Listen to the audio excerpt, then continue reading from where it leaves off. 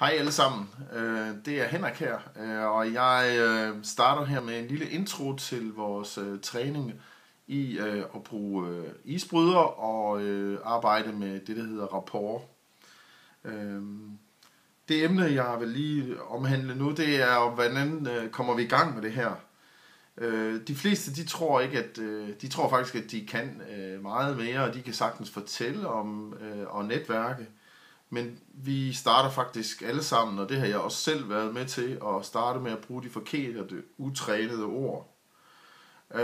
Og derfor så har vi lavet den her serie.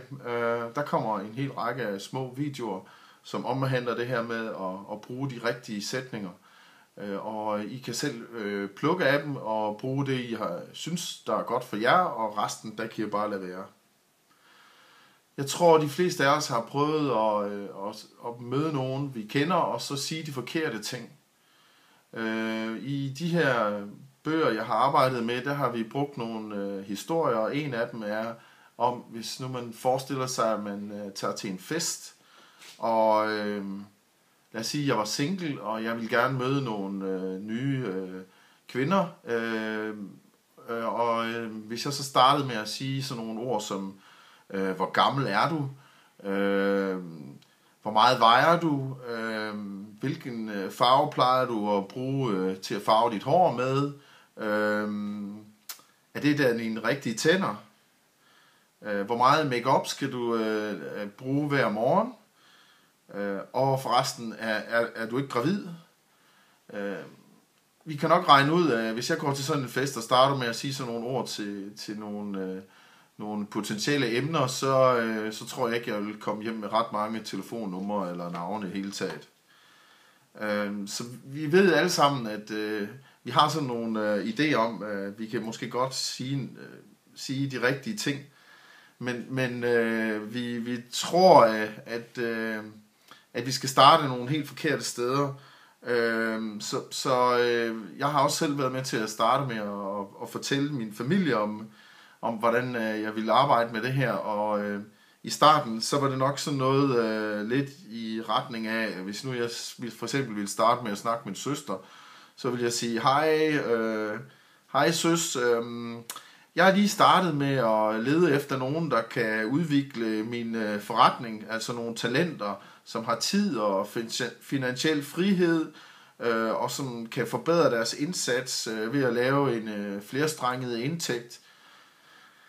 I kan godt høre, det her det lyder som noget, som absolut ikke er normalt i en samtale med ens søster, og derfor så tror jeg ikke, at hun vil bryde sig om det. Jeg har også prøvet, hvor vi kom hjem fra en eller anden stor event, og hvor man synes, at alting var så fantastisk.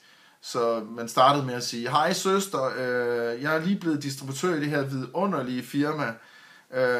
Det kommer fra den her vidunderlige by, i det her vidunderlige sted, og det startede her vidunderligt ham selv, og han er et vidunderligt menneske, og han har flere familier, der kan bevise, at han er helt vidunderlig. Vi har vidunderlige produkter, vi har vidunderlig hudpleje, vi har det hele vidunderligt. Jeg tror, hvis min søster hun hørte det, så hun tror, at jeg var blevet medlem af en sekt, og hun skulle i hvert fald ikke have noget med det at gøre. Vi har også sådan, at vi tror, at vi hører sådan nogle myter omkring, hvordan kan man arbejde med netværket. Og nogle af det, som jeg har hørt, det er jo, at vi skal finde nogle specielle mennesker.